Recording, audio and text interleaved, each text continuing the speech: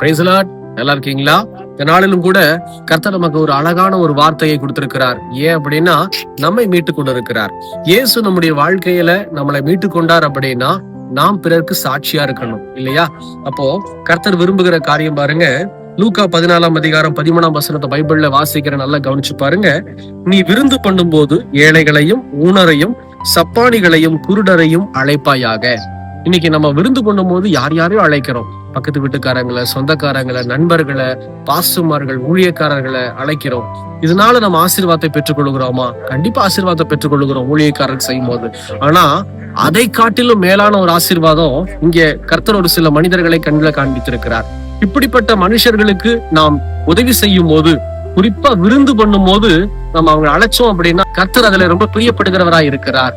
ஒருவேளை அவங்களால வர முடியலைன்னாலும் கூட அவங்க இருக்கிற இடத்துக்கு நாம் உணவை எடுத்து அவங்களுக்கு பகிர்ந்து கொடுக்கும் போதுதான் இயேசு கிறிஸ்துவுடைய அன்பு அவங்களுக்கும் புரியும் இல்லையா?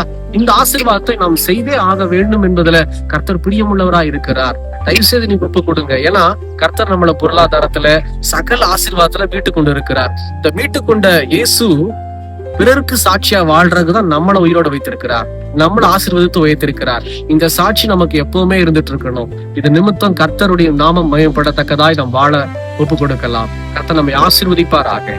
God bless you.